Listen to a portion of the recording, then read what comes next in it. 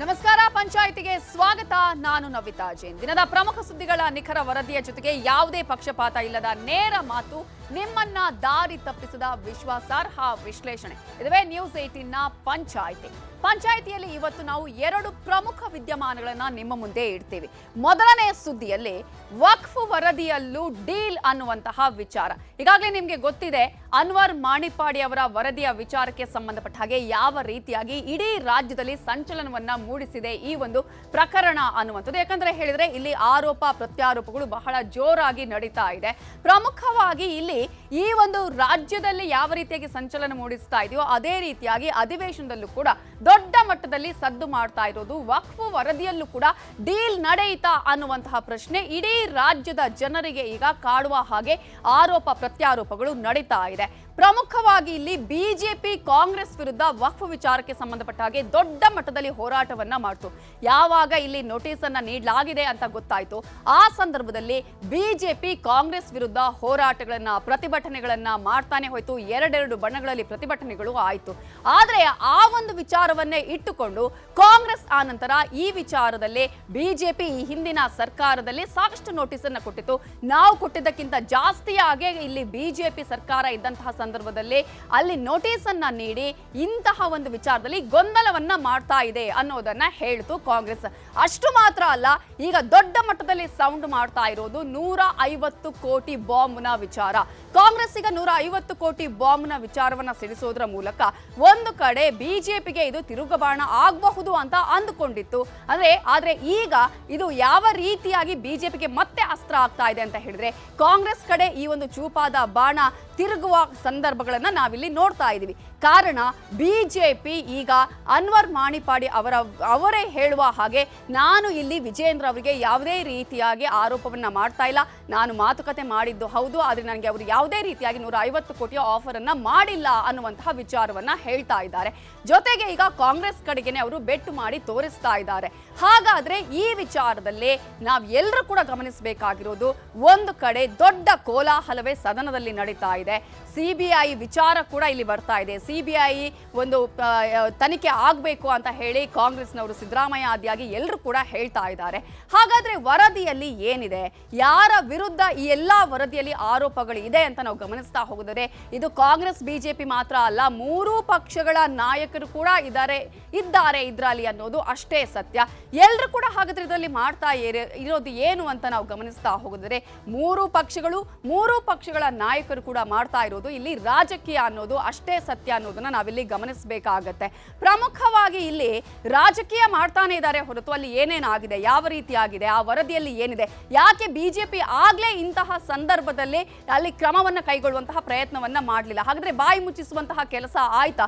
ಕಾಂಗ್ರೆಸ್ ಹೇಳೋದು ಸತ್ಯನಾ? ಅಥವಾ ಈಗಾಗಲೇ ವಿಜೇಂದ್ರ ಅವರು ಈಗಾಗಲೇ ಹೇಳ್ತಾ ಇದ್ದಾರಲ್ಲ, ನಾನು ಯಾಕೆ ಕಾಂಗ್ರೆಸ್ನವರನ್ನ ರಕ್ಷಣೆ ಮಾಡುವ ಕೆಲಸ ಮಾಡಲಿ ಅಂತ ಹೇಳ್ತಾ ಇದ್ದಾರಲ್ಲ. ಹಾಗಾದ್ರೆ ಇದಕ್ಕೆ ಸಂಬಂಧಪಟ್ಟ ಹಾಗೆ ಏನೆಲ್ಲ ಬೆಳವಣಿಗೆಗಳು ಆಗಿದೆ, ಇವತ್ತು ಯಾವ ರೀತಿಯಾಗಿ ವಿಡಿಯೋಗಳನ್ನ ರಿಲೀಸ್ ಮಾಡೋದ್ರ ಮೂಲಕ ಇಲ್ಲಿ ಇಲ್ಲ, ಅದುವೇ ಸತ್ಯ ಅಂತ ಹೇಳುವ ಪ್ರಯತ್ನವನ್ನ ಮಾಡಲಾಗಿದೆ ಕಾಂಗ್ರೆಸ್ ಕಡೆಯಿಂದ ಅನ್ನೋದ್ರ ಜೊತೆಗೆ ಇಲ್ಲಿ ಟಾಕ್ ವಾರ್ ಹೇಗಿದೆ ಅನ್ನೋದ್ರ ಕುರಿತಾಗಿ ಕಂಪ್ಲೀಟ್ ಆದಂತಹ ವರದಿಯನ್ನ ಕೂಡ ನಿಮ್ಮ ಮುಂದೆ ಇಡ್ತೀವಿ. ಇನ್ನು ಇವತ್ತಿನ ಪಂಚಾಯಿತಿಯ ಎರಡನೇ ಸುದ್ದಿಯನ್ನ ನಾವು ಗಮನಿಸ್ತಾ ಹೋಗೋದಾದ್ರೆ, ಈಗಾಗಲೇ ನಿಮಗೆ ಗೊತ್ತಿದೆ, ದರ್ಶನ್ ಹಾಗೆಯೇ ಪವಿತ್ರ ಗೌಡ ಸೇರಿದಂತೆ 7 ಜನರಿಗೆ ಈಗಾಗಲೇ ಬೇಲ್ ಕೂಡ ಸಿಕ್ಕಿದೆ. ಹಾಗಾದ್ರೆ ಇಲ್ಲಿ ಇರುವಂತಹ ಎಲ್ಲರ ಕುತೂಹಲ ಏನು ಅಂತ ಹೇಳಿದ್ರೆ, ಮೀಟ್ ಆಗ್ತಾರಾ ದರ್ಶನ್ ಪವಿತ್ರ ಅನ್ನುವಂತಹ ಪ್ರಶ್ನೆ. ಯಾಕೆ ಈ ಪ್ರಶ್ನೆ ಈಗ ಬರುತ್ತೆ ಅಂತ ನಾವು ಗಮನಿಸ್ತಾ ಹೋಗೋದಾದ್ರೆ, ಈಗಾಗಲೇ ರೇಣುಕಾಸ್ವಾಮಿ ಕೊಲೆ ಕೇಸ್ನ ಆರೋಪಿಗಳಾದ ದರ್ಶನ್ ಮತ್ತು ಪವಿತ್ರಾಗೆ ಜಾಮೀನು ಸಿಕ್ಕಿದೆ. ಹಾಗೆಯೇ ಅನೇಕ ಆರೋಪಿಗಳಿಗೂ ಕೂಡ ಜಾಮೀನು ಸಿಕ್ಕಿದೆ. ಇವತ್ತು ದರ್ಶನ್ ಕೋರ್ಟ್ಗೆ ಬಂದಿದ್ದಾರೆ. ಸೆಷನ್ ಕೋರ್ಟ್ಗೆ ಆಗಮಿಸಿ ಇವತ್ತು ಜಾಮೀನು ಪ್ರಕ್ರಿಯೆಗಳನ್ನ ಪೂರ್ಣಗೊಳಿಸಿ ಆ ನಂತರ ಮತ್ತೆ ಅವರು ಈಗಲೇ ಇಷ್ಟು ದಿನಗಳ ಕಾಲ ಏನು ಚಿಕಿತ್ಸೆಯನ್ನ ಪಡೆದುಕೊಳ್ತಾ ಇದ್ರಲ್ಲ ಕೆಂಗೇರಿಯ BGS ಹಾಸ್ಪಿಟಲ್ನಲ್ಲಿ, ಅಲ್ಲಿಗೆ ಮತ್ತೆ ಹೋಗಿದ್ದಾರೆ. ಹಾಗಾಗಿ ಆಸ್ಪತ್ರೆಗೆ ಹೋಗಿ ಚಿಕಿತ್ಸೆ ಪಡಿತಾ ಇದ್ದಾರೆ. ಆದ್ರೆ ಪವಿತ್ರ ಗೌಡ ಅವರ ಜಾಮೀನು ಪ್ರಕ್ರಿಯೆಗಳ ಪ್ರೊಸೀಜರ್ಗಳಲ್ಲಿ ಏನ್ ಆಗ್ತಾ ಇದೆ ಅಂತ ಹೇಳಿದ್ರೆ, ಆಲ್ರೆಡಿ ಈಗ ಪ್ರಕ್ರಿಯೆಗಳು ನಡೀತಾ ಇದೆ. ಆದ್ರೆ ಅವರು ನಾಳೆ ಹೊರಬರುವಂತಹ ಸಾಧ್ಯತೆಗಳು ಇದೆ. ಹಾಗಾದ್ರೆ ಯಾವ ರೀತಿಯಾಗಿರ್ತಾರೆ ಸುಬ್ಬಾ ಸುಬ್ಬಿ ಅನ್ನುವಂತಹ ವಿಚಾರ ಎಷ್ಟು ದೊಡ್ಡ ಮಟ್ಟದಲ್ಲಿ ವೈರಲ್ ಆಯಿತು ಅನ್ನೋದು ಎಲ್ರಿಗೂ ಕೂಡ ಗೊತ್ತಿದೆ. ದರ್ಶನ್ ಪವಿತ್ರ ಫ್ರೆಂಡ್ಸ್ ಆಗೇ ಇರ್ತಾರಾ ಅಥವಾ ಈ ಹಿಂದಿನ ಸಂಬಂಧದ ಕಂಟಿನ್ಯೂ ಆಗತ್ತಾ, ಕೇವಲ ಸ್ನೇಹಕ್ಕೆ ಉಳಿಯತ್ತಾ ಅನ್ನುವಂತಹ ಪ್ರಶ್ನೆ ಕೂಡ ಈಗಾಗಲೇ ಎಲ್ರಿಗೂ ಕೂಡ ಈಗ ಕಾಡುವಂತಹ ಒಂದು ವಿಚಾರ. ಹಾಗಾದ್ರೆ ಮೊದಲನೇ ಸುದ್ದಿಯಲ್ಲಿ ನಾವು ಪಂಚಾಯಿತಿಯಲ್ಲಿ ಗಮನಿಸ್ತಾ ಹೋಗೋದಾದ್ರೆ, ಈಗಾಗಲೇ ನಮಗೆ ಗೊತ್ತಿದೆ ಇಡೀ ರಾಜ್ಯದಲ್ಲಿ ದೊಡ್ಡ ಮಟ್ಟದಲ್ಲಿ ಸೌಂಡ್ ಆಗ್ತಾ ಇರೋದು ವಕ್ಫ್ನ ವಿಚಾರ, ವಕ್ಫ್ ಆಸ್ತಿಯ ವಿಚಾರ, ವಕ್ಫ್ ವರದಿಯ ವಿಚಾರ, 150 ಕೋಟಿಯ ವಿಚಾರ. ಹಾಗಾದ್ರೆ ಇಡೀ ದಿನ ಏನೇನು ಆಯ್ತು ಅನ್ನೋದರ ಸಂಪೂರ್ಣವಾದ ವರದಿಯನ್ನ ನಿಮ್ಮ ಮುಂದೆ ಇಡ್ತಾ ಇದ್ದೇವೆ ನೋಡಿ.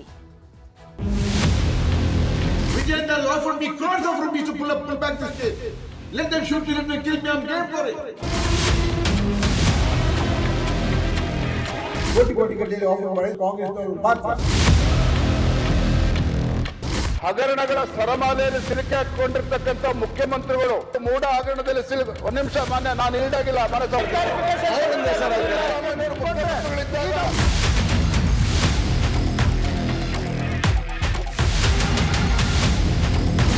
ರಾಜ್ಯ ರಾಜಕಾರಣದಲ್ಲೀಗ ವಕ್ಫ್ ವಾರ್ ಜೋರಾಗಿದೆ. ಕಾಂಗ್ರೆಸ್ ಸರ್ಕಾರ ರೈತರಿಗೆ ವಕ್ಫ್ ನೋಟಿಸ್ ನೀಡಿದ್ದನ್ನೇ ಅಧಿವೇಶನದಲ್ಲೂ ಅಸ್ತ್ರ ಮಾಡಿಕೊಂಡಿದೆ ಬಿಜೆಪಿ. ಆದರೆ ಅದೇ ಬಿಜೆಪಿ ಯಡಿಯೂರಪ್ಪ ಸರ್ಕಾರದ ಅವಧಿಯಲ್ಲಿ, ಸದಾನಂದಗೌಡ ಸರ್ಕಾರದ ಅವಧಿಯಲ್ಲಿ ಮಾಡಿದ್ದೇನು ಅನ್ನೋದು ಕಾಂಗ್ರೆಸ್ ಪ್ರಶ್ನೆ. ಅಧಿವೇಶನದಲ್ಲಿ ಪದೇ ಪದೇ ವಕ್ಫ್ ಅಂತಿದ್ದವರಿಗೆ ವಿಡಿಯೋ ಸಾಕ್ಷಿ ಮೂಲಕ ಟಾಂಗ್ ಕೊಟ್ಟಿದ್ದಾರೆ. ಸಹಜವಾಗಿ ನನ್ನ ಹತ್ರ ಮನುಷ್ಯನಿಗೆ ಕೋಪ ಬರಲೇಬೇಕು. ನಾನು 2,30,000 ಕೋಟಿಯ ಒಂದು ಹಗಲು ಹೊರತಂದು 150 ಕೋಟಿ ರೂಪಾಯಿಯ ಅಮಿಷನ್ ಕೊಟ್ಟಿದ್ದು ನಾನು ಅದನ್ನು ತಗೊಳ್ಳೋದಿದ್ದವನು. ವಕ್ಫ್ ಬೋರ್ಡ್ ಆಸ್ತಿ ಕಬಳಿಕೆ ಬಗ್ಗೆ ಬಿಜೆಪಿ ಸರ್ಕಾರದಿಂದಲೇ ಈ ಹಿಂದೆ ತನಿಖೆ ನಡೆದಿತ್ತು. ಯಡಿಯೂರಪ್ಪ ಸಿಎಂ ಆಗಿದ್ದ ಅವಧಿಯಲ್ಲಿ ಅಲ್ಪಸಂಖ್ಯಾತ ಆಯೋಗದ ಮಾಜಿ ಅಧ್ಯಕ್ಷ ಅನ್ವರ್ ಮಾಣಿಪ್ಪಾಡಿ 2012 ಮಾರ್ಚ್ 23ರಂದು ವರದಿ ಸಿದ್ಧಪಡಿಸಿದ್ರು. ವಿಧಾನಸಭೆಯಲ್ಲೂ ಅದು ಮಂಡನೆಯಾಗಿತ್ತು. ರಾಜ್ಯದ ವಿವಿಧ ಜಿಲ್ಲೆಗಳಲ್ಲಿ ಕೋಟ್ಯಾಂತರ ಮೌಲ್ಯದ ಆಸ್ತಿ ಕಬಳಿಕೆ ಆಗಿರೋದು ಬೆಳಕಿಗೆ ಬಂದಿತ್ತು. 27,000 ಎಕರೆ ವಕ್ಫ್ ಆಸ್ತಿ ಕಬಳಿಕೆಯಾಗಿ 2,30,000 ಕೋಟಿ ಹಗರಣ ಆಗಿದೆ ಎಂದು ವರದಿ ಹೇಳಿತ್ತು. ಈ ಬಗ್ಗೆ ಲೋಕಾಯುಕ್ತ ತನಿಖೆ ನಡೆಸಬೇಕು, ಲ್ಯಾಂಡ್ ಆಡಿಟ್ ಮಾಡಬೇಕು, ಹಾಗೆ ವಕ್ಫ್ ಆಸ್ತಿ ರಕ್ಷಣೆಗೆ ಟಾಸ್ಕ್ ಫೋರ್ಸ್ ರಚಿಸಬೇಕೆಂದು ಶಿಫಾರಸು ಮಾಡಲಾಗಿತ್ತು. ವಕ್ಫ್ ಆಸ್ತಿ ಕಬಳಿಕೆಯಲ್ಲಿ 3 ಪಕ್ಷಗಳ ಘಟಾನುಘಟಿ ರಾಜಕೀಯ ನಾಯಕರು ಭಾಗಿಯಾಗಿದ್ದಾರೆ. ಮುಸ್ಲಿಂ ಪ್ರಭಾವಿ ಮುಖಂಡರಿಂದಲೂ ಕಬಳಿಕೆ ಆಗಿದೆ ಎಂದಿತ್ತು ವರದಿ. ಇದೇ ಕಾರಣಕ್ಕೆ ಬಿಜೆಪಿ ನಾಯಕರ ಬಗ್ಗೆ ಕೋಪಗೊಂಡಿದ್ದರು ಅನ್ವರ್ ಮಾಣಿಪ್ಪಾಡಿ. ಡಿ.ವಿ. ಸದಾನಂದಗೌಡ ಸಿಎಂ ಆಗಿದ್ದಾಗ ಅನ್ವರ್ ಮಾಣಿಪ್ಪಾಡಿ ವರದಿ ಮಂಡನೆಯಾಗಿದೆ. 2019ರಲ್ಲಿ ಬಿಜೆಪಿ ಅಧಿಕಾರಕ್ಕೆ ಬಂದಾಗ ಮತ್ತೆ ಮಾಣಿಪ್ಪಾಡಿ ವರದಿ ಬಗ್ಗೆ ಚರ್ಚೆ ಆಯಿತು. 2019ರಲ್ಲಿ ಯಡಿಯೂರಪ್ಪ ಸಿಎಂ ಆಗಿದ್ದಾಗ ಬಿಜೆಪಿ ಉಪಾಧ್ಯಕ್ಷರಾಗಿದ್ದ ವಿಜಯೇಂದ್ರ ಮಾಣಿಪ್ಪಾಡಿ ಜೊತೆ ಚರ್ಚೆ ಮಾಡಿದ್ರು ಅಂತಾರೆ ಅನ್ವರ್. ಪಕ್ಷದ ಕಚೇರಿಗೆ ಕರೆಸಿಕೊಂಡಿದ್ದ ವಿಜಯೇಂದ್ರಗೆ ನಮ್ಮದೇ ಸರ್ಕಾರ ಇದ್ದರೂ ಶಿಫಾರಸುಗಳನ್ನು ಯಾಕೆ ಜಾರಿ ಮಾಡುತ್ತಿಲ್ಲ ಎಂದು ಅನ್ವರ್ ಪ್ರಶ್ನೆ ಮಾಡಿದ್ದರು. ಬಹಳ ನೊಂದಿದ್ದೀರಿ, ಬಹಳ ನಷ್ಟವಾಗಿದೆ, ಇಷ್ಟಕ್ಕೆ ಬಿಟ್ಟು ಬಿಡಿ ಎಂದಿದ್ರಂತೆ ವಿಜಯೇಂದ್ರ. ವಕ್ಫ್ ವಿಚಾರವನ್ನ ಕೈ ಬಿಡುವುದಾದ್ರೆ ಬಿಡಿ ಎಂದಾಗ ಅನ್ವರ್ ಬೈದಿದ್ದರಂತೆ. ಪಾರ್ಟಿ ಆಫೀಸಲ್ಲಿ ಮನೆಯಲ್ಲಿ ಕೂಡ ಅಲ್ಲ, ಪಾರ್ಟಿ ಆಫೀಸಿಗೆ ಅದು ಡಿಸ್ಕಸ್ ಮಾಡಿದ್ದೆ. ಯಾಕೆ ಈಗ ನಮ್ಮೂರು ಇರಬೇಕಾದ್ರೆ ಮಂಡನೆ ಮಾಡ್ಬೋದಲ್ಲ ನಿಮ್ಮ ಅಪ್ಪಾಜಿಯವರಿಗೆ ಹೇಳಿದಾಗ, ಅದು ನೋಡಿ ನೀವು ಭಾಳ ನೊಂದಿದ್ದೀರಾ, ಭಾಳ ಕಷ್ಟಪಟ್ಟಿದ್ದೀರಾ, ಭಾಳ ಕಳ್ಕೊಂಡಿದ್ದೀರಾ, ಸುಮ್ಮನೆ ಇದ್ಬಿಡಿ ಎಂದು ಹೇಳಿದ್ದಾರೆ ಮಾತು. ಅದು ಹೇಳಿದ್ದಕ್ಕೆ ನಾನು ಅವರಿಗೆ ಸಿಕ್ಕಾಪಟ್ಟೆ ಬೈದು ಭಾಳ ಕೋಪಗೊಂಡಿದ್ದೆ. ನಾನು ಸತ್ಯ ಹೇಳಬೇಕಾದ್ರೆ ನಂಗೆ 150 ಕೋಟಿ ಆಗಲಿ ಯಾವಾಗಲೂ ಅವರು ಕೊಟ್ಟಿಲ್ಲ, ಕೊಡಲಿಕ್ಕೆ ಹೋಗ್ಲಿಕ್ಕೆ ಇಲ್ಲ. ಅವರು ನನಗೆ ಆಫರ್ ಕಾಂಗ್ರೆಸ್ಸಿಂದ 2012 ಇಲ್ಲಿ ತನಕ ಬರ್ತಾನೇ ಇದೆ. 3-4 ವರ್ಷದಿಂದ ಕೂಡ ಬಂದಿತ್ತು ನನಗೆ. ಈಗಲೇ ಅದು ಸುಮ್ಮನಿಗಿರಿ ಅಂತೇಳಿ, ಯಾಕೆಂದರೆ ನನ್ನ ಕೇಸ್ ಈಗಲೂ ನಡೀತಾ ಇದೆ. ಈಗಲೂ ನನ್ನ ಕೇಸು ಹೈಕೋರ್ಟಲ್ಲಿದೆ. ಶ್ರೀಧರ್ ಪ್ರಭು ಅವರು ನನ್ನ ಕೇಸ್ ನಡೆಸ್ತಾ ಇದ್ದಾರೆ, ಯಾಕೆ ಇಂಪ್ಲಿಮೆಂಟ್ ಮಾಡಿಲ್ಲ ಅಂಥೇಳಿ. CBI ಕೊಡ್ತೀನಿ ಅಂತೇಳಿ ಕೊಡಬೇಕು.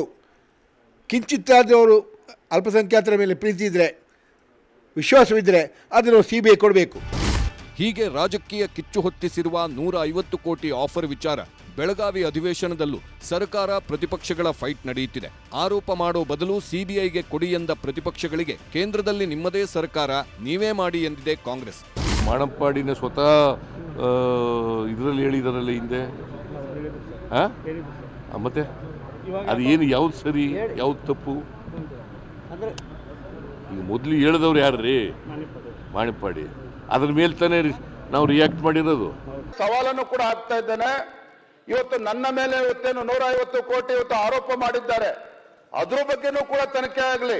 ಇವತ್ತೇನು ಅನ್ವರ್ ಮಾನಪ್ಪಾಡಿ ಇಂದಿನ ಚೇರ್ಮನ್ ಕೊಟ್ಟಿರ್ತಕ್ಕಂಥ ವರದಿಯ ಮೇಲೆ ಉಪಲೋಕಾಯುಕ್ತರೇನು ತನಿಖೆ ಮಾಡಿ ಅವರು ಕೂಡ ವರದಿ ಸಲ್ಲಿಸಿದ್ದಾರೆ. ಆ ವರದಿ ಬಗ್ಗೆನೂ ಕೂಡ ಸದನದಲ್ಲಿ ಚರ್ಚೆ ಆಗಿ ಅದನ್ನು ಕೂಡ CBI ತನಿಖೆ ಕೊಡ್ಲಿ. ಅನ್ವರ್ ಮಾನಪ್ಪಾಡಿ ಅವರು ಅಲಿಗೇಷನ್ ಸುಳ್ಳಿದ್ದಿದ್ರೆ ಇವ್ರು ಯಾಕೆ ಆಕ್ಷನ್ ತಗೊಂಡಿಲ್ಲ ಪಾರ್ಟಿಯವರು? ಅದು ಸುಳ್ಳಿದ್ದಿದ್ರೆ ಇವ್ರು ಯಾಕೆ ಆಕ್ಷನ್ ತಗೊಂಡಿಲ್ಲ? ಒಂದು ನೋಟಿಸ್ ಅನ್ನ ಕೊಟ್ರ ಅನ್ವರ್ ಮಾನ್ಪಾಡಿಗೆ, ಇದು ಯಾಕೆ ಹಿಂಗ್ ಮಾತಾಡ್ತಾ ಇದ್ದೀರಾ? ನಾವು ಗಟ್ಟಿಯಾಗಿದ್ದೀವಿ, ನೀವು ಏನು ತನಿಖೆ ಮಾಡ್ತೀರ ಮಾಡ್ರಿ ಅಂತ ಹೇಳಿದ್ವಿ. ಮೊನ್ನೆನೂ ಹೇಳಿದ್ವಿ, ಈ ಸಣ್ಣ ಹುಡುಗರು ಮಾತು ಕೇಳ್ತಾರ, ಪ್ರಿಯಾಂಕಾ ಖರೇಂದು, ಬೈರೇಗೌಡ, ಕೃಷ್ಣ ಬೈರೇಗೌಡ ಎಲ್ಲ ಮಾತು ಕೇಳಿ ಕೇಳಿ ಇವರು ಹಾದಿ ತಪ್ಪಲಕತ್ತಾರ. ಆ ಡ್ರೋನ್ ಪ್ರತಾಪ ರೀತಿ ಕರ್ನಾಟಕದ ರಾಜಕಾರಣದಲ್ಲಿ ಒಬ್ಬ ಅತ್ಯಂತ ತನ್ನನ್ನು ತಾನು ಬುದ್ಧಿವಂತ ಅಂತ ಅನ್ಕೊಂಡಿರುವಂಥ ಒಬ್ಬ ರಾಜಕಾರಣಿ. ಯಾರ ರಾಜಕಾರಣಿ ಅಂತಂದ್ರೆ ಸನ್ಮಾನ್ಯ ಶ್ರೀ ಛೋಟಾ ಖರ್ಗೆ ಅಥವಾ ಇಂಗ್ಲಿಷ್ನಲ್ಲಿ ಹೇಳಬೇಕು ಅಂದ್ರೆ ಜೂನಿಯರ್ ಖರ್ಗೆ. ಆಡಳಿತದಲ್ಲಿದ್ದಾಗ ಒಂದು ನಡೆ, ಪ್ರತಿಪಕ್ಷವಾದಾಗ ಮತ್ತೊಂದು ನಡೆ ರಾಜಕೀಯದಲ್ಲಿ ಮಾಮೂಲು. ಬಿಜೆಪಿಯ ಇಂದಿನ ಸ್ಥಿತಿಯೂ ಕೂಡ ಅದೇ ಧಾಟಿಯಲ್ಲೇ ಸಾಗಿದೆ. ಪ್ರತಿಪಕ್ಷದಲ್ಲಿದ್ದಾಗ ಮಾತ್ರ ಬಿಜೆಪಿ ವಕ್ಫ್ ಆಸ್ತಿಯನ್ನ ಅಸ್ತ್ರ ಮಾಡಿಕೊಳ್ಳುತ್ತಿದೆಯೇ? ಅಧಿಕಾರದಲ್ಲಿದ್ದಾಗ ವಕ್ಫ್ ಆಸ್ತಿ ವಿಚಾರದಲ್ಲಿ ಸರ್ಕಾರ ಕ್ರಮ ಕೈಗೊಳ್ಳಲಿಲ್ಲವೇಕೆ ಎಂಬ ಪ್ರಶ್ನೆಗಳೂ ಎದ್ದಿವೆ. ರೈತ ವಿರೋಧಿ ಸರ್ಕಾರದ ರಾಜ್ಯದಲ್ಲೇನಿದೆ, ಸದನದಲ್ಲಿ ಉತ್ತರ ಕರ್ನಾಟಕದ ಬಗ್ಗೆ ಚರ್ಚೆನೂ ಕೂಡ ಮಾಡೋದಕ್ಕೆ ಸಾಧ್ಯ ಆಗದೇನೆ ಬೇರೆ ಬೇರೆ ಆರೋಪಗಳು, ನನ್ನ ಮೇಲೆ 150 ಕೋಟಿ ಆರೋಪ, ಈ ರೀತಿ ಮಾಡಿ ಕಾಲಹರಣ ಮಾಡ್ತಕ್ಕಂಥ ಕೆಲಸ ಮುಖ್ಯಮಂತ್ರಿ ನೇತೃತ್ವದಲ್ಲಿ ಆಗ್ತಾ ಇದೆ. ಏನು ಪತ್ರ ಬರೆದಾರೆ ನನಗೆ ಮಾಹಿತಿ ಇಲ್ಲ. ಆದರೆ ನಿನ್ನೆ ದಿನ ಅನ್ವರ್ ಮಾನಪ್ಪಾಡಿ ಅವರ ಹೇಳಿಕೆ ನಾನು ಗಮನಿಸಿದ್ದೇನೆ. ವಿಜಯೇಂದ್ರ ಅವರು ನನಗೆ ಯಾವುದೂ ಕೂಡ ಭೇಟಿನೂ ಆಗಿಲ್ಲ, ಆಫರು ಕೊಟ್ಟಿಲ್ಲ ಅಂತ ಹೇಳಿದ್ದಾರೆ. ಮೂರ್ಖರಿದ್ದಾರೆ ಅವರು, ಪ್ರಿಯಾಂಕಾ ಖರ್ಗೆ ಅವರು, ಕಾಂಗ್ರೆಸ್ನವ್ರು ಮೂರ್ಖರಿದ್ದಾರೆ. ಅರೆ 1 ಲಕ್ಷಕ್ಕೂ ಕೋಟಿಗೂ ಅಧಿಕ ಒಂದು ಹಗರಣ ಅದು ವಕ್ಫಲ್ಲಿ. ಅಲ್ಲಿರ್ತಕ್ಕಂಥ ಆಸ್ತಿಗಳನ್ನು ಲೂಟಿ ಮಾಡಿರ್ತಕ್ಕಂಥವ್ರು ಕಾಂಗ್ರೆಸ್ನವರು. ಲೂಟಿ ಮಾಡಿರ್ತಕ್ಕಂಥ ಕಾಂಗ್ರೆಸ್ ಅವ್ರನ್ನ ಬಚಾವ್ ಮಾಡೋಕ್ಕೆ ವಿಜಯೇಂದ್ರ ಹೋಗಿ ಅಂದಿನ ಚೇರ್ಮನ್ನಿಗೆ 150 ಕೋಟಿ ಆಫರ್ ಮಾಡ್ತಾರೆ ಅಂತ ಹೇಳಿದ್ರೆ ಮೂರ್ಖರು ಯಾರೋ ನಂಬ್ತಾರೆ? ಇದು ರಾಜು ಜನ ನಂಬ್ತಾರೆ? ಯಾರನ್ನು ಮೂರ್ಖರು ಮಾಡಕ್ಕೆ ಕೊಟ್ಟಿದ್ದೀರಿ? ಯಾರನ್ನು ಮೂರ್ಖರು ಮಾಡಕ್ಕೆ ಕೊಟ್ಟಿದ್ದಾರೆ ಕಾಂಗ್ರೆಸ್ನವರು? 2 ಲಕ್ಷ ಕೋಟಿಗೂ ಮೀರಿದ ಹಗರಣವೆಂದು ಆರೋಪಿಸಿದ್ದ ಅನ್ವರ್ ಮಾಣಿಪ್ಪಾಡಿ ವಿರುದ್ಧ ಯಾವುದೇ ಕ್ರಮ ಕೈಗೊಂಡಿಲ್ಲವೇಕೆ? ಕಾಂಗ್ರೆಸ್ ನಾಯಕರು ವಕ್ಫ್ ಆಸ್ತಿ ಒತ್ತುವರಿ ಮಾಡಿದ್ದಾರೆಂಬ ಆರೋಪವಿದ್ದರೂ ಸೈಲೆಂಟ್ ಆಗಿದ್ದೇಕೆ? ಕೇವಲ ರಾಜಕೀಯ ಕಾರಣಕ್ಕೆ ಮಾತ್ರ ವಕ್ಫ್ ಆಸ್ತಿಯನ್ನ ಪ್ರಸ್ತಾಪಿಸುತ್ತಿದೆಯೇ ಬಿಜೆಪಿ ಎಂಬ ಅನುಮಾನಗಳೂ ಕೂಡ ರಾಜಕೀಯವನ್ನೇ ನಾಚಿಸುವಂತಿವೆ. Bureau report, news 18. ಬೇರೆ ಬೇರೆ ವಿಚಾರಗಳಲ್ಲಿ ಡೀಲ್ ಆಗಿರುವ ವಿಚಾರವನ್ನ ನಾವು ಗಮನಿಸ್ತಾ ಇದ್ವಿ. ಆದ್ರೆ ಈಗ ವಕ್ಫ್ ವಿಚಾರದಲ್ಲೂ ಕೂಡ, ಆ ವರದಿಯಲ್ಲೂ ಕೂಡ ಡೀಲ್ ಆಗಿದೆಯಾ ಅನ್ನುವಂತಹ ಪ್ರಶ್ನೆ. ಈಗಾಗಲೇ ಸರಿಯಾಗಿ ಇದರ ಬಗ್ಗೆ ಮಾಹಿತಿಯನ್ನ ಪಡ್ಕೊಂಡು ತನಿಖೆಯ ಅಗತ್ಯ ಕೂಡ ಇದೆ. ಕಾರಣ ಈಗಾಗಲೇ ಆರೋಪ ಪ್ರತ್ಯಾರೋಪಗಳನ್ನ ಮಾಡ್ತಾರೆ, ಗಾಳಿಯಲ್ಲಿ ಗುಂಡು ಹಾರಿಸುವ ಕೆಲಸ ಕೂಡ ಆಗುತ್ತೆ. ಹಾಗಂತ ಹೇಳಿ ಈಗಾಗಲೇ ಇಂತಹ ದೊಡ್ಡ ಮಟ್ಟದ ಗಂಭೀರವಾದ ವಿಚಾರಗಳು ಇದ್ದಾಗ ತನಿಖೆಯನ್ನ ಮಾಡಬೇಕಾಗತ್ತೆ. ತನಿಖೆ ಮಾಡುವಂತಹ ಸಂದರ್ಭದಲ್ಲಿ ಎಲ್ಲಾ ಅಂಶಗಳನ್ನ ಕೂಡ ಗಮನದಲ್ಲಿ ಇಟ್ಕೊಳ್ಬೇಕಾಗತ್ತೆ. ಸಿಬಿಐ ವಿಚಾರ ಪ್ರಸ್ತಾಪ ಮಾಡ್ತಾರೆ, ನೋಡೋಣ ಸಿಬಿಐಗೆ ತನಿಖೆಗೆ ಕೊಡ್ತಾರಾ ಅನ್ನೋದು ಒಂದು ಕಡೆ. ಆದ್ರೆ ಮತ್ತೊಂದು ಕಡೆ ಈಗಾಗಲೇ ರಾಜ್ಯ ರಾಜಕೀಯದಲ್ಲಿ ಇಂತಹ ವಿಚಾರಗಳು ಆಗಾಗ ಸದ್ದು ಮಾಡ್ತಾನೆ ಇರುತ್ತೆ. ಪ್ರಮುಖವಾಗಿ ಈಗ ವಿಜೇಂದ್ರ ಅವರು ಹೇಳ್ತಾರೆ, ನನಗೇನು ತಲೆ ಕೆಟ್ಟಿದ್ಯಾ ಅನ್ನುವಂತಹ ವಿಚಾರವನ್ನ ಹೇಳ್ತಾರೆ. ಹಾಗಾದ್ರೆ ಆಗ ಅನ್ವರ್ ಮಾಣಿಪ್ಪಾಡಿ ಅಷ್ಟು ದೊಡ್ಡ ಮಟ್ಟದಲ್ಲಿ ಈ ಒಂದು ವಿಚಾರವನ್ನ ಹೇಳಿದ್ರು. ಪ್ರಮುಖವಾಗಿ ಇಲ್ಲಿ ಈಗಾಗಲೇ 27,000 ಎಕರೆಯ ವಿಚಾರವನ್ನ ಅವರು ವರದಿಯಲ್ಲಿ ಪ್ರಸ್ತಾಪ ಮಾಡ್ತಾರೆ. ಇಷ್ಟೆಲ್ಲ ದೊಡ್ಡ ಮಟ್ಟದಲ್ಲಿ ಇಲ್ಲಿ ಒಂದು ಜಾಗದ ವಿಚಾರಗಳು ಅಥವಾ ಇಲ್ಲಿ ಅಕ್ರಮ ಆಗಿದೆ ಅನ್ನುವಂಥದ್ದು ಆದ್ರೆ ಹಾಗಾದ್ರೆ ಯಾಕೆ ಸುಮ್ಮನೆ ಇದ್ರು ಆಗ ಅನ್ನುವಂತಹ ಪ್ರಶ್ನೆಯನ್ನ ಕೂಡ ಇಲ್ಲಿ ಕೇಳಬೇಕಾಗತ್ತೆ. ಆದ್ರೆ ಏನೇ ಆದ್ರೂ ಕೂಡ ಮೂರೂ ಪಕ್ಷಗಳ ನಾಯಕರು ಕೂಡ ಈ ಒಂದು ವರದಿಯಲ್ಲಿ ಇರುವಂಥದ್ದು, ಅವರ ಹೆಸರು ಕೂಡ ಇಲ್ಲಿ ಪ್ರಸ್ತಾಪ ಆಗಿರೋದನ್ನ ಗಮನಿಸಿದ್ರೆ ಕೇವಲ ಆರೋಪ ಪ್ರತ್ಯಾರೋಪವನ್ನ ಮಾಡಿ ಸುಮ್ಮನಾಗ್ತಾರಾ ಅನ್ನುವಂತಹ ಪ್ರಶ್ನೆ ಇದೆ. ಯಾಕಂದ್ರೆ ರಾಜಕೀಯ ಅಂತ ಹೇಳಿದ್ರೆ ಆರೋಪ ಮಾಡ್ತೀವಿ ಆಮೇಲೆ ಬಿಡ್ತೀವಿ ಅಂತ ಅನ್ನುವಂತಹ ವಿಚಾರಗಳೇ ರಾಜಕೀಯ ನಾಯಕರಲ್ಲಿ ಮನಸ್ಸಿನಲ್ಲಿ ತುಂಬಿಕೊಂಡಿರುವಂತಹ ಸಂದರ್ಭದಲ್ಲಿ ನಾವಿಲ್ಲಿ ಗಮನಿಸಬೇಕಾಗಿರೋದು, ಹಾಗಾದ್ರೆ ಇಷ್ಟು ದೊಡ್ಡ ಮಟ್ಟದಲ್ಲಿ ಈ ಒಂದು ಡೀಲಿನ ವಿಚಾರ ಪ್ರಸ್ತಾಪ ಆಗ್ತಾ ಇದೆ, ಯಾಕೆ ಸುಮ್ಮನಿದ್ದಾರೆ? ಯಾಕೆ ಇಂತಹ ವಿಚಾರವನ್ನ ಈಗ ಪ್ರಸ್ತಾಪ ಮಾಡ್ತಾ ಇದ್ದಾರೆ? ಬಿಜೆಪಿ ಆಗ ಯಾಕೆ ಸುಮ್ಮನೆ ಇತ್ತು ಅನ್ನೋದನ್ನ ಕೂಡ ನಾವಿಲ್ಲಿ ಗಮನಿಸಬೇಕಾಗುತ್ತೆ. ನೋಡೋಣ ಏನಾಗತ್ತೆ ಈ ಪ್ರಕರಣದಲ್ಲಿ. ಇದಕ್ಕೆ ಒಂದು ತಾರ್ಕಿಕ ಅಂತ್ಯವನ್ನ ಕೊಡುವಂತಹ ನಿಟ್ಟಿನಲ್ಲಿ ಪ್ರಯತ್ನಗಳು ಆಗತ್ತಾ ಅನ್ನೋದು ಒಂದು ಕಡೆ. ಹಾಗಾದ್ರೆ ಈಗ ನಮ್ಮ ಪಂಚಾಯಿತಿಯ 2ನೇ ಸುದ್ದಿಯಲ್ಲಿ ನಾವು ಗಮನಿಸಬೇಕಾಗಿರುವುದು, ಇವತ್ತು ದೊಡ್ಡ ಮಟ್ಟದಲ್ಲಿ ಇವತ್ತಿನ ದಿನ ಸದ್ದು ಮಾಡಿದ್ದು ಜಾಮೀನಿನ ವಿಚಾರ. ಅದರಲ್ಲೂ ಕೂಡ ಶುಕ್ರವಾರ ಜಾಮೀನು ಸಿಗತ್ತೆ, ದರ್ಶನ್ ಸೇರಿದಂತೆ, ಪವಿತ್ರ ಗೌಡ ಸೇರಿದಂತೆ ಉಳಿದ 6 ಮಂದಿಗೆ. ಹಾಗಾದ್ರೆ ಇವತ್ತು ಏನೇನಾಯ್ತು? ಸೆಷನ್ ಕೋರ್ಟ್ಗೆ ದರ್ಶನ್ ಬಂದಂತಹ ಸಂದರ್ಭದಲ್ಲಿ ಪವಿತ್ರ ಗೌಡ ಅವರು ಕೂಡ ಜಾಮೀನಿನ ಪ್ರಕ್ರಿಯೆಗಳನ್ನ ಮಾಡ್ತಾ ಇದ್ರು. ಈಗ ಇರುವಂತಹ ಪ್ರಶ್ನೆ, ಮುಂದಿನ ದಿನಗಳಲ್ಲಿ ಮೀಟ್ ಆಗ್ತಾರಾ ದರ್ಶನ್ ಪವಿತ್ರ? ಯಾಕಂತ ಹೇಳಿದ್ರೆ ಇಷ್ಟು ದೊಡ್ಡ ಮಟ್ಟದಲ್ಲಿ ಗಲಾಟೆ ಆಗೋದಕ್ಕೆ ಕಾರಣ ಆಗಿರೋದೇ ಅವರಿಬ್ಬರ ಸ್ನೇಹ ಸಂಬಂಧ, ಅದರಲ್ಲೂ ರೇಣುಕಾಸ್ವಾಮಿ ಮಾಡಿರುವಂತಹ ಅಶ್ಲೀಲ ಮೆಸೇಜ್ನ ವಿಚಾರ. ಹಾಗಾದ್ರೆ ಮುಂದೆ ಏನಾಗಬಹುದು, ವಿಜಯಲಕ್ಷ್ಮಿ ತಡಿತಾರಾ? ಅವೆಲ್ಲದಕ್ಕೂ ಕೂಡ ಉತ್ತರವನ್ನ ಕೊಡ್ತೀವಿ ಬ್ರೇಕ್ ಆದ್ಮೇಲೆ. ಈಗಾಗಲೇ ನಿಮ್ಗೆಲ್ರಿಗೂ ಗೊತ್ತಿರುವ ಹಾಗೆ ನಟ ದರ್ಶನ್ ಮಧ್ಯಂತರ ಜಾಮೀನಿಂದ ಈಗ ಪೂರ್ಣಾವಧಿಯ ಜಾಮೀನನ್ನ ಪಡ್ಕೊಂಡಿದ್ದಾರೆ. ಮೊನ್ನೆ ಶುಕ್ರವಾರ ಅವರಿಗೆ ಈಗಾಗಲೇ ಜಾಮೀನು ಕೂಡ ಮಂಜೂರಾಗಿದೆ. ಹಾಗೇನೆ ಈ ಪ್ರಕರಣದ A1 ಆಗಿರುವಂತಹ ಪವಿತ್ರ ಗೌಡ ಅವರಿಗೂ ಕೂಡ ಜಾಮೀನು ಸಿಕ್ಕಿದೆ. ಇವತ್ತು ಪವಿತ್ರ ಗೌಡ ಅವರು ಕೂಡ ಜಾಮೀನು ಪ್ರಕ್ರಿಯೆಗಳನ್ನು ಕೂಡ ಮುಗಿಸಿದ್ದಾರೆ. ಅದೇ ರೀತಿಯಾಗಿ ನಟ ದರ್ಶನ್ ಈಗಾಗಲೇ ಆಸ್ಪತ್ರೆಯಿಂದ ಸೆಷನ್ ಕೋರ್ಟ್ಗೆ ಹೋಗಿ ಅಲ್ಲಿ ಜಾಮೀನು ಪ್ರಕ್ರಿಯೆಗಳನ್ನು ಮುಗಿಸಿದ್ದಾರೆ. ಪವಿತ್ರ ಗೌಡ ಅವರು ನಾಳೆ ಜೈಲಿನಿಂದ ಹೊರಬರುವಂತಹ ಸಾಧ್ಯತೆಗಳು ಕೂಡ ಇದೆ, ಯಾಕಂದ್ರೆ ಪ್ರೊಸೀಜರ್ಗಳು ಈಗಾಗಲೇ ನಡೀತಾ ಇದೆ. ಹಾಗಾದ್ರೆ ಮೀಟ್ ಆಗ್ತಾರಾ ದರ್ಶನ್ ಪವಿತ್ರ ಅನ್ನುವಂತಹ ಪ್ರಶ್ನೆಯ ಜೊತೆಗೆ ಈ ವಿಚಾರದಲ್ಲಿ ದರ್ಶನ್ಗೆ ಯಾವ ರೀತಿಯಾಗಿ ರಿಲೀಫ್ ಸಿಕ್ಕಿದೆ ಅನ್ನೋದನ್ನ ಗಮನಿಸ್ತಾ ಹೋಗೋಣ. ರೇಣುಕಾಸ್ವಾಮಿಯ ಕೊಲೆ ಪ್ರಕರಣದಲ್ಲಿ ನಟ ದರ್ಶನ್ಗೆ ಈಗಾಗಲೇ ರಿಲೀಫ್ ಕೂಡ ಸಿಕ್ಕಿದೆ. ಮಧ್ಯಂತರದಿಂದ ಈಗಾಗಲೇ ಕಂಪ್ಲೀಟ್ ಆಗಿ ರೆಗ್ಯುಲರ್ ಬೇಲ್ ಕೂಡ ಸಿಕ್ಕಿದೆ ನಟ ದರ್ಶನ್ಗೆ. ಈ ಹಿನ್ನೆಲೆಯಲ್ಲಿ ಶುಕ್ರವಾರ ಅವರಿಗೆ ಜಾಮೀನು ಸಿಕ್ಕಿರೋದು. 2 ದಿನಗಳ ಕಾಲ ರಜೆ ಇತ್ತು ಕೋರ್ಟ್ಗೆ. ಹಾಗಾಗಿ ಇವತ್ತು ಸೋಮವಾರ ಕೋರ್ಟ್ಗೆ ಬಂದಿದ್ದಾರೆ. ಸೆಷನ್ಸ್ ಕೋರ್ಟ್ನಲ್ಲಿ ಜಾಮೀನು ಪ್ರಕ್ರಿಯೆಯನ್ನ ಇವತ್ತು ಪೂರ್ಣಗೊಳಿಸಿದ್ದಾರೆ ನಟ ದರ್ಶನ್. ಅಲ್ಲಿ ಅನೇಕ ಷರತ್ತುಗಳನ್ನು ಕೂಡ ಈಗಾಗಲೇ ಜಾಮೀನು ಕೊಡುವಂತಹ ಸಂದರ್ಭದಲ್ಲಿ ಅವರಿಗೆ ವಿಧಿಸಲಾಗಿತ್ತು. ಈ ಹಿನ್ನೆಲೆಯ ಆ ಎಲ್ಲ ಪ್ರಕ್ರಿಯೆಗಳನ್ನು ಪೂರ್ಣಗೊಳಿಸಿದ್ದಾರೆ. 1 ಲಕ್ಷ ರೂಪಾಯಿಯ ಬಾಂಡ್ ಆಗಿರ್ಬೋದು, ಇಬ್ಬರ ಶ್ಯೂರಿಟಿ ಆಗಿರ್ಬೋದು, ಜೊತೆಗೆ ಈ ಒಂದು ಸೆಷನ್ಸ್ ಕೋರ್ಟ್ನ ಆವರಣಗಳನ್ನು, ಅಂದರೆ ಆ ಒಂದು ಪ್ಲೇಸ್ಗಳನ್ನು ಬಿಟ್ಟು ಅವರು ಎಲ್ಲೂ ಕೂಡ ಬೆಂಗಳೂರು ಬಿಟ್ಟು ಹೊರ ಹೋಗುವಂತಿಲ್ಲ, ಹೀಗೆ ಅನೇಕ ಷರತ್ತುಗಳನ್ನು ವಿಧಿಸಲಾಗಿತ್ತು. ಆ ಒಂದು ಹಿನ್ನೆಲೆಯಲ್ಲಿ ಇವತ್ತು ಅವರು ಷರತ್ತುಗಳ ಸಮೇತವಾಗಿ ಆ ಒಂದು ಜಾಮೀನಿನ ಪ್ರಕ್ರಿಯೆಗಳನ್ನು ಇವತ್ತು ಪೂರ್ಣಗೊಳಿಸಿದ್ದಾರೆ. ಆ ನಂತರ ನೇರವಾಗಿ ಅವರು BGS ಆಸ್ಪತ್ರೆಯಿಂದ ಕೋರ್ಟ್ಗೆ ಬರ್ತಾರೆ. ಕೋರ್ಟ್ನಿಂದ ಮತ್ತೆ ಅವರು ಆಸ್ಪತ್ರೆಗೇನೆ ಹೋಗಿದ್ದಾರೆ ಚಿಕಿತ್ಸೆಯನ್ನ ಪಡೆಯುವಂತಹ ನಿಟ್ಟಿನಲ್ಲಿ. ಈಗಾಗಲೇ ಫಿಸಿಯೋಥೆರಪಿಯನ್ನ ಮಾಡಿಸಿಕೊಳ್ತಾ ಇರುವಂತಹ ನಟ ದರ್ಶನ್ ಅವರು ಸರ್ಜರಿಯನ್ನ ಯಾಕೆ ಮಾಡಿಸ್ಕೊಂಡಿಲ್ಲ ಅನ್ನುವಂತಹ ಪ್ರಶ್ನೆ ಮಾತ್ರ ಇನ್ನೂ ಕೂಡ ಪ್ರಶ್ನಾರ್ಥಕವಾಗಿಯೇ ಉಳಿದಿದೆ. ಕಾರಣ ಈಗಾಗಲೇ ಒಂದು ಕಡೆ ಈ ಹಿಂದಿನಿಂದಲೂ ಕೂಡ 11ನೇ ತಾರೀಕಿಗೆ ಅವರಿಗೆ ಸರ್ಜರಿ ಆಗುತ್ತೆ ಅಂತ ಹೇಳಲಾಗಿತ್ತು. 11ನೇ ತಾರೀಕು ಕೂಡ ಸರ್ಜರಿ ಆಗಿಲ್ಲ. ಇವತ್ತು 16ನೇ ತಾರೀಕು ಆದರೂ ಕೂಡ ಸರ್ಜರಿಯ ಮಾತಿಲ್ಲ. ಫಿಸಿಯೋಥೆರಪಿಯನ್ನೇ ಮಾಡಿಸಲಾಗುತ್ತೆ, ಕಂಟಿನ್ಯೂ ಆಗುತ್ತೆ ಅನ್ನುವಂತಹ ವಿಚಾರಗಳು ಕೂಡ ಸಿಗ್ತಾ ಇದೆ. ಇನ್ನೂ 2 ದಿನಗಳ ಕಾಲ ಆಸ್ಪತ್ರೆಯಲ್ಲೇ ನಟ ದರ್ಶನ್ ಉಳಿಯಲಿದ್ದಾರೆ. ಅಲ್ಲೇ ಚಿಕಿತ್ಸೆಯನ್ನ ಕೂಡ ನಟ ದರ್ಶನ್ ಪಡೆಯಲಿದ್ದಾರೆ. ಫಿಸಿಯೋಥೆರಪಿಯನ್ನೇ ಅವರು ಮಾಡಿಸಿಕೊಳ್ಳುವಂತಹ ಎಲ್ಲಾ ಚಾನ್ಸಸ್ ಇದೆ. ಸರ್ಜರಿ ಬೇಡ ಅಂತ ನಟ ದರ್ಶನ್ ಹಾಗೆಯೇ ವಿಜಯಲಕ್ಷ್ಮಿ ಅವರು ಕೂಡ ಹೇಳಿದಾರಂತೆ.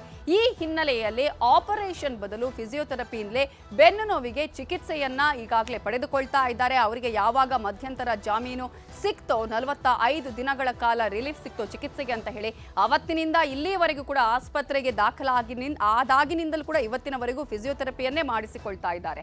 ಇನ್ನು ಆಪರೇಷನ್ ಬದಲು ಫಿಸಿಯೋಥೆರಪಿಯಿಂದಲೇ ಅವರು ಬೆನ್ನು ನೋವಿಗೆ ಚಿಕಿತ್ಸೆಯನ್ನ ಪಡೆದುಕೊಳ್ತಾ ಇದ್ದು, ವೈದ್ಯರಂತೂ ಈಗಾಗಲೇ ಸಜೆಷನ್ ಕೊಟ್ಟಿದ್ದಾರೆ, ನೀವು ಸರ್ಜರಿಯನ್ನ ಮಾಡಿಸಿಕೊಳ್ಬೇಕು ಅಂತ ಹೇಳಿ. ಅವರು ಮಧ್ಯಂತರ ಜಾಮೀನು ಪಡ್ಕೊಂಡಿದ್ದು ಕೂಡ ಅದೇ ಒಂದು ಉದ್ದೇಶವನ್ನ ಇಟ್ಕೊಂಡು ಅವರಿಗೆ ಜಾಮೀನು ಮಂಜೂರಾಗಿತ್ತು.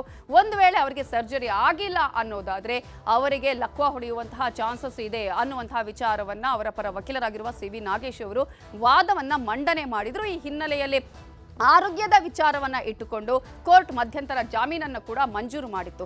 ಆದ್ರೆ ಆ ನಂತರ ಮಾಡಿದ್ದೇನು, ಒಂದ್ ಕಡೆ ಈಗಾಗಲೇ ಕೋರ್ಟ್ ಕೂಡ ಕೇಳತ್ತೆ ಅವರ ಸರ್ಜರಿಯ ವಿಚಾರ ಏನಾಯ್ತು ಅಂತ. ನ್ಯಾಯಾಧೀಶರು ಕೇಳಿದಂತಹ ಸಂದರ್ಭದಲ್ಲಿ BP ವೇರಿಯೇಷನ್ ಆಗ್ತಾ ಇದೆ, ಹಾಗಾಗಿ ಸ್ವಲ್ಪ ಟೈಮ್ ಬೇಕು, ಸರ್ಜರಿ ಮಾಡಿಸ್ಕೊಳ್ತಾರೆ ಅಂತ ಹೇಳ್ತಾರೆ. ಆದ್ರೆ ಇಲ್ಲಿವರೆಗೂ ಕೂಡ ಸರ್ಜರಿ ಆಗಿಲ್ಲ.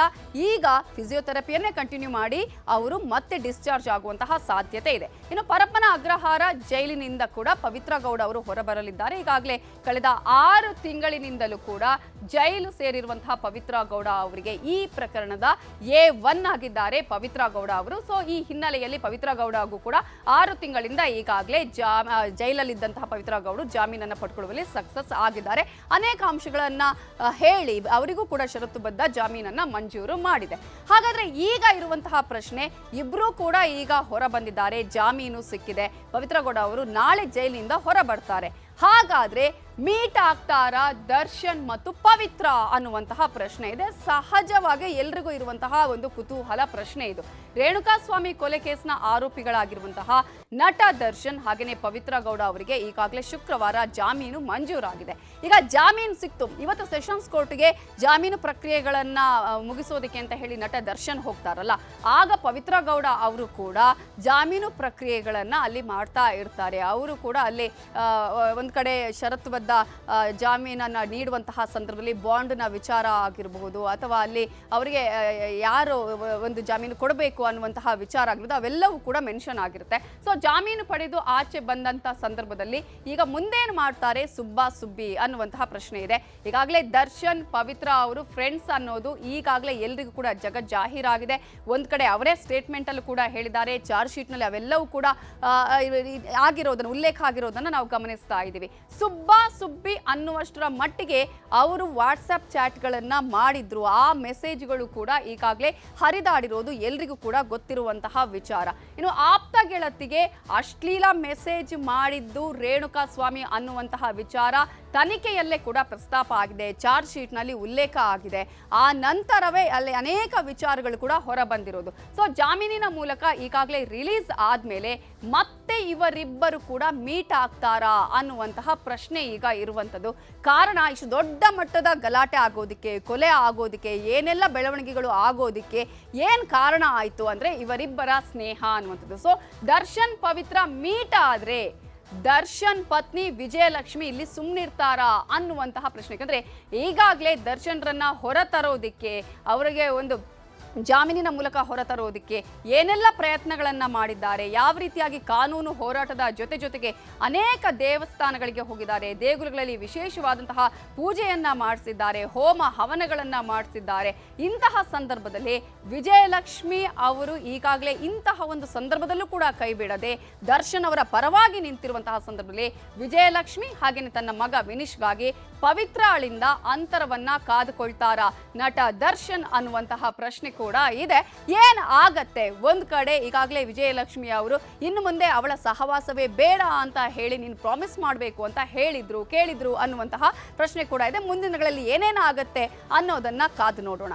ಇದು ಇವತ್ತಿನ ಪಂಚಾಯಿತಿ. ನೋಡ್ತಾ ಇರಿ ನ್ಯೂಸ್ 18 ಕನ್ನಡ. ಜಾಲ ನಮ್ಮದು, ಬಲ ನಿಮ್ಮದು.